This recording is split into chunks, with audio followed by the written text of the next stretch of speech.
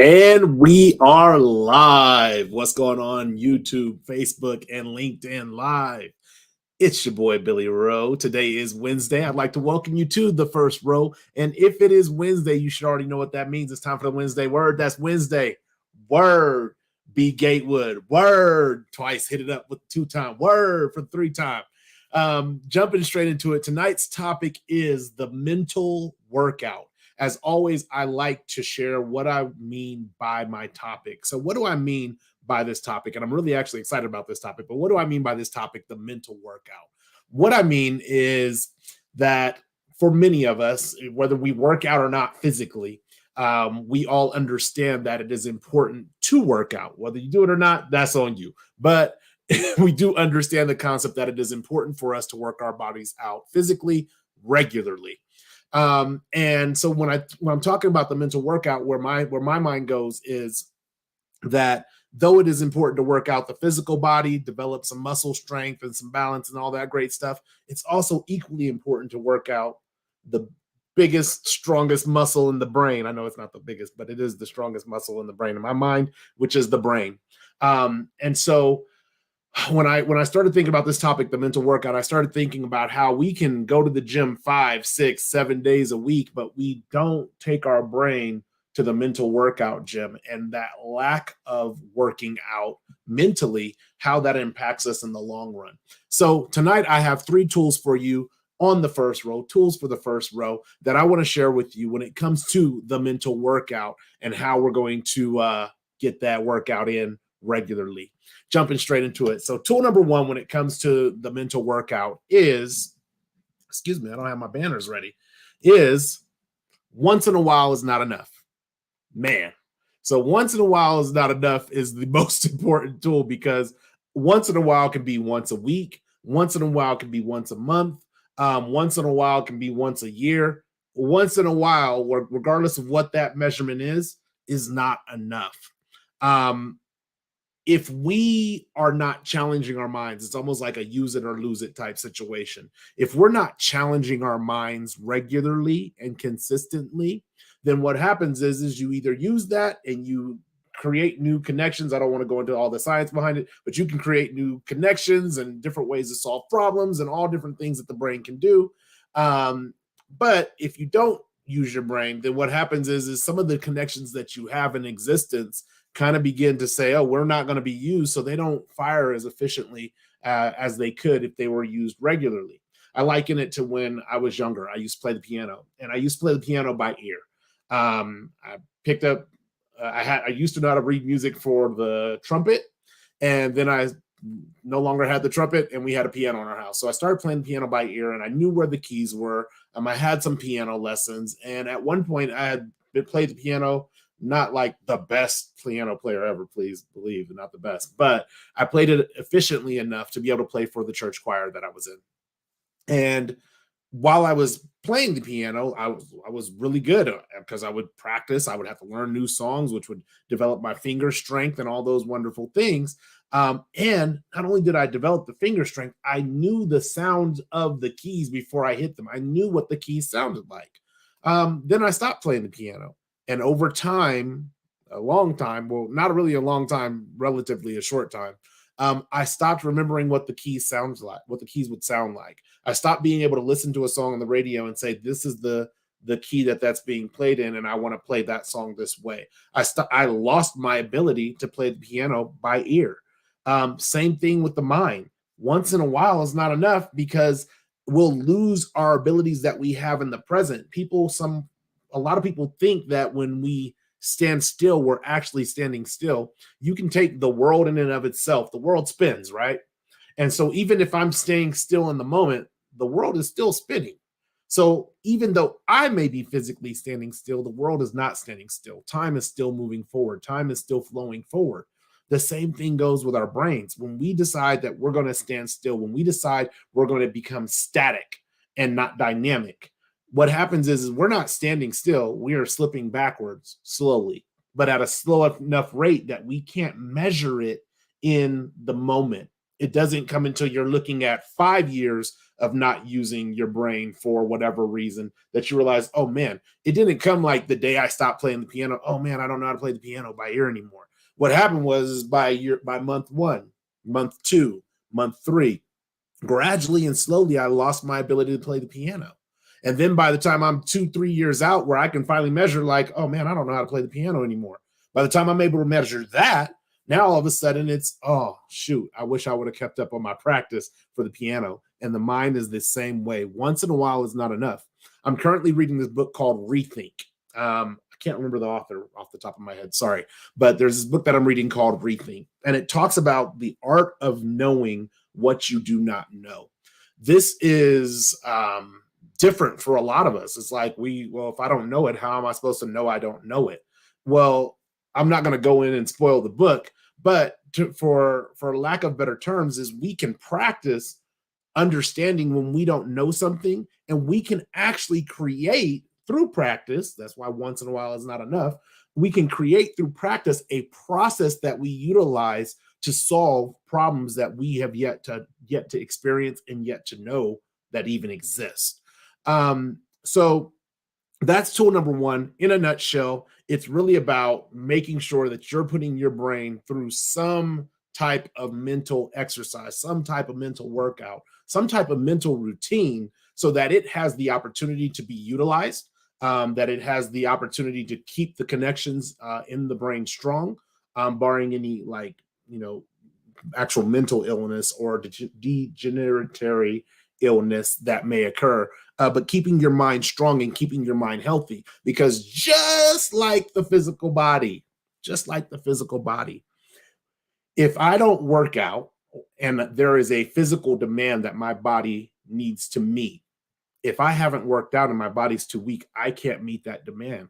The brain is the exact same way. There are going to be times in our life where we are under stress, where we're mourning, where we may be depressed, where we're going to have a mental demand that our brain needs to meet. And if we're not regularly working it out, what's going to end up happening is our brain may not be able to meet that demand. And you might have a breakdown, you might have an anxiety attack, you might have a number of things that can occur when the brain is not able to meet the mental demand that it falls under. So that's tool number 1 in a nutshell. Once in a while is not enough.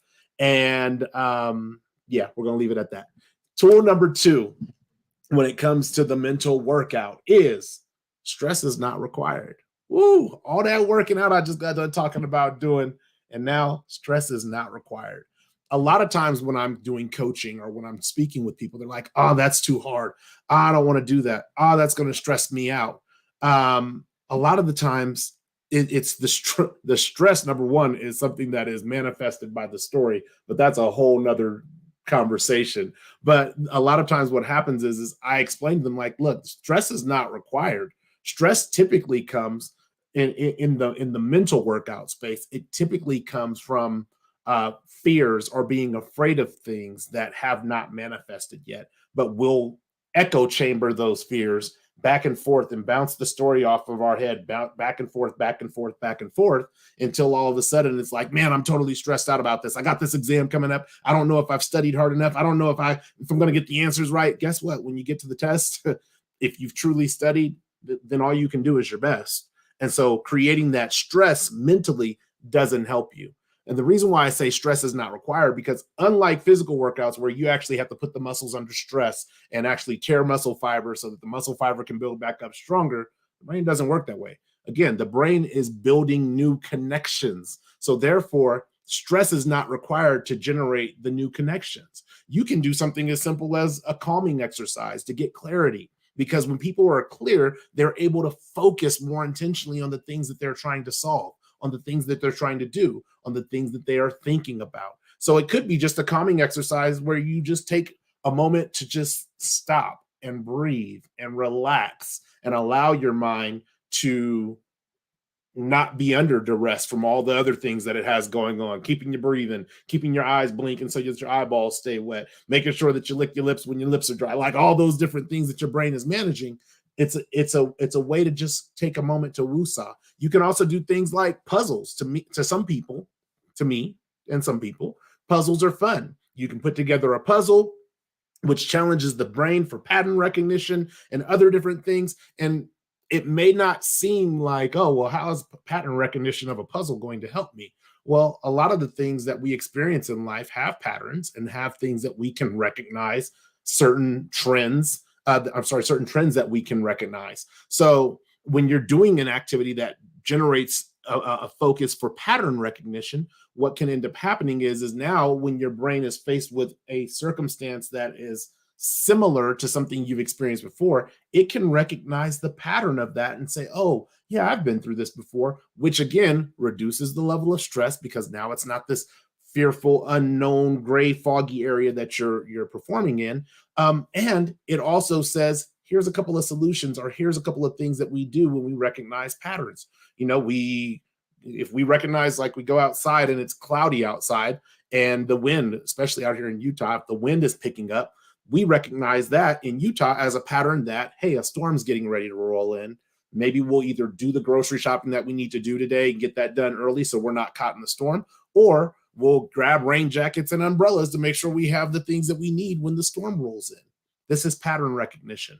And this is not stressful when you're doing it in play. This is the other thing that there's plenty of tools on your phone or applications on your phone in which you can do brain games. They seem like very simple games, and oh, I'm just playing the game, I'm just trying to hit the circle in the right time. But those brain games are actually exercises to help strengthen the mental connections or the electronic connections in your brain.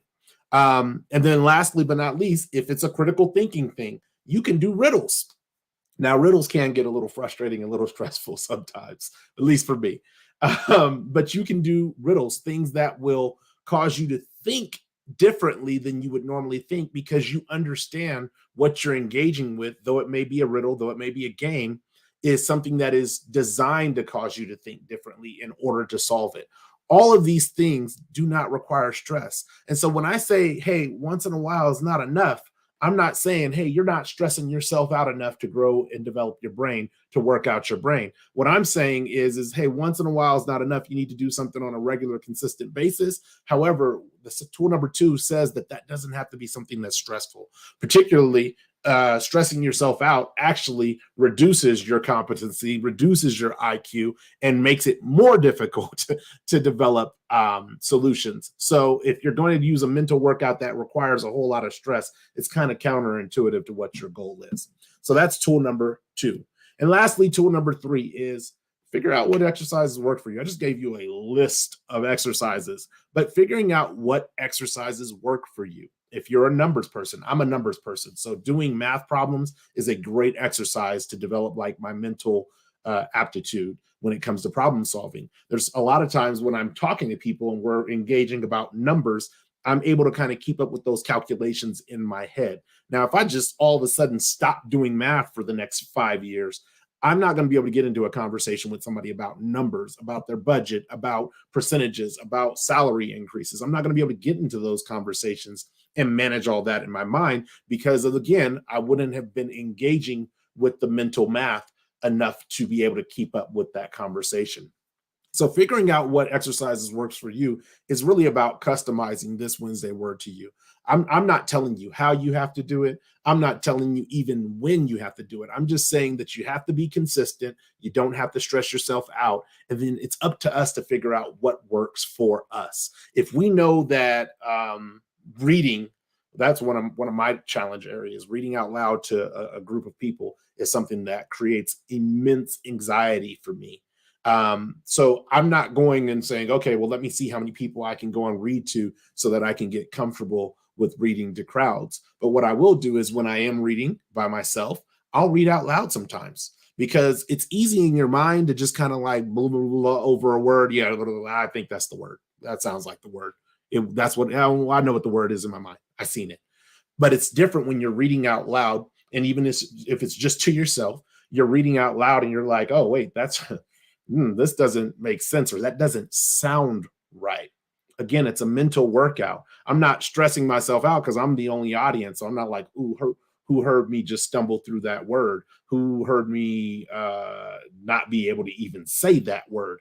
I'm not stressed out about that because, again, I am the only audience. But what it is doing is allowing me to practice reading out loud. So that way, when I do step in front of an audience of people, if there is something that I have to read, I feel confident enough to read it. Or I feel like, hey, I'm willing to have some grace for myself and realize that this is just not a strength for me, maybe yet or ever. And if I get some things wrong, or if I stumble, or if somebody corrects me and says, hey, that word is this, not that, I'm completely okay with it. Um, so that's tool number 3. Figure out what exercises work for you. Just like if you haven't been in the gym in a long time, you might go in there and kind of feel a little lost. Going into this mental workout, you might go in and feel a little bit lost in the beginning because you haven't worked out in a long time. So try a little bit of everything. Try a couple of puzzles. Try a couple of brain games on your phone. Try reading in a mirror. Try speaking, public speaking. Whew. Try public speaking in a mirror to yourself just to see what your mannerisms are, to see what your facial expressions are. Do the thing, do it like a little what do they call them at like Applebee's and places, a little sampler plate. Sample out a bunch of exercises, and then when you find out what works for you, use those things. Now, here's the kicker to this particular tool is that what works for you today might work with how your mind works today. Your mind is constantly evolving and constantly changing. So what works for you today may not work for you tomorrow. Be willing to change up your routine. I don't go to the gym and just bicep curl, bicep curl, bicep curl. Whoo, that works on my arms. And then the next day, bicep curl, bicep curl, bicep curl. And 7 days a week, my workout consists of bicep curls. I have triceps, I have forearms, I have legs, I have glutes, I have calves. There's abs, there's all kinds of other muscles in the body, and there's all kinds of other connections that you can develop in your brain during your mental workout. So don't be afraid to change your routine up a little bit. Do something that works here, then do something that works here, and constantly be challenging yourself, not stressing yourself out, but constantly be challenging yourself to develop those stronger mental connections. And then lastly, even once you have a routine, once you find out what works and once you find out what you like, be willing to shift if that's what your mind is saying that it needs. Be willing to shift and make changes along the way.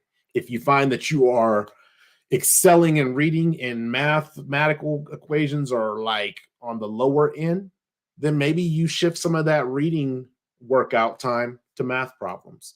Maybe you shift some of that reading workout time to playing number games. There was a game when I was a kid called Number Munchers, and that's how I learned how to do multiplication. That's probably why I'm so fast at doing multiplication, is because I was running from these monsters that were trying to eat me in Number Munchers. So that's tool number 3. That's what I have for you today. Really quick, I want to go back over the tools for you on the mental workout. Tool number 1 is once in a while is not enough. We work out our bodies more than once a week. At least we are supposed to. We should do the same when it comes to our brains. Tool number 2 is stress is not required. Mental workouts do not mean that you have to punish yourself mentally in order to grow your mental aptitude. You do not have to punish yourself. You do not have to stress yourself out.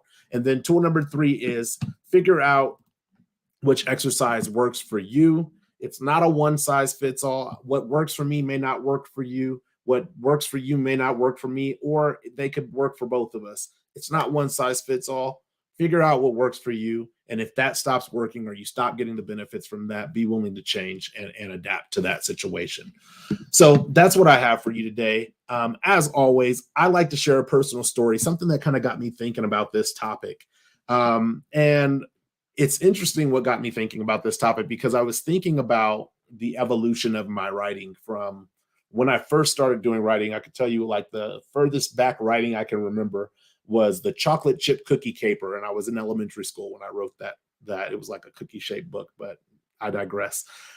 And I think about from when I started writing from that perspective all the way to where I am today now with writing Fire Your Job, Hire Your Passion. And really what it was that I took on, unbeknownst to me at the time, but I took on this mental workout that really strengthened my ability to write. It really strengthened not only my ability to write, but more importantly, so my ability to articulate my thoughts. What I'm thinking, going into words that people can actually understand. And so what I started thinking about on this one was my thoughts of the day. I didn't realize this until actually I started thinking about this topic, but my thoughts of the day.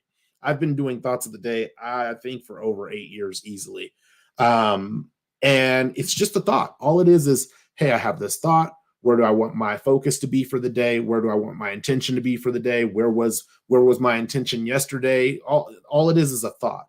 And taking this 5-minute exercise in the morning where I stop before I get out of bed, I become intentional on where my direction is, what my focus is on, and then I make a decision to write what that is or articulate what that is. I have done that for I feel like it's over 10 years, and it probably is, but I'm going to say at least over 8 years I have done the thought of the day. And in doing that exercise, what I was doing was playing a game. I was never stressed out like, oh my God, I got to come up with a thought of the day. I don't know what the thought of the day is. I got to figure out a thought of the day. Never was stressed about it. It was simply just, I want to make sure I have a thought of the day and be clear on where I'm headed today. Today's thought of the day was something, and it's funny because I forget them. That's why I write them so that I have them. But today's thought of the day was something around the idea of not only measuring things based on their flaws, because you'll miss out on the good that they have to offer your life. And that's where I wanted my focus to be at today. And that thought has kept me at peace. But that practice, that mental workout, has developed me into a writer who is able to convey stories, convey ideas, and help encourage growth in others because of that mental workout. There's no way that you can practice articulating thought at least, let's say, 5 days a week for 52 weeks, for 52 weeks, 52 weeks, 52 weeks, 52 weeks for 8 years and not become better at articulating thought. It's almost like when I recommend journaling to clients and I say, hey, maybe you should start a journal. They're like, I don't know what I'm going to write. I don't know what I'm going to say. And I'm like, hey, when you write your first one, it's going to be pretty crappy. It might be one sentence, and that's okay. That's where you're starting. That's not where you're going to end. And this is what the mental workout is about. Where we started, think about when you started as an infant, where we started as infants to where we are today as adults. We may not be where we want to be, but we're much further from where we were when we started as infants. And if we want to continue to have that level of growth, if we want to continue to have that level of, honestly, that level of success and the opportunity to achieve success in our life, then we're going to have to establish and incorporate some mental workouts in our life. So the thought of the day, imagine what the thought of the day has become. It has become the Wednesday word. It has become a national bestseller book. It has become still the thought of the day. It's spun off into other different thoughts and concepts. I listen to music more intently now for the lyric of the week. Like, it's become so many things, but it all comes from the mental workout. And that's what I want to encourage each and every one of you guys to do, is to get into your mental workout routine, find something that works for you, and then just thrive. That's what I really want. So that's all I got for you guys today. I thank you guys for tuning in. As always, if you have not done so yet, you want to order your copy of Fire Your Job, Hire Your Passion. This book is doing amazing, and I'm just so grateful that it's truly reaching people and touching lives. Like, I get an email.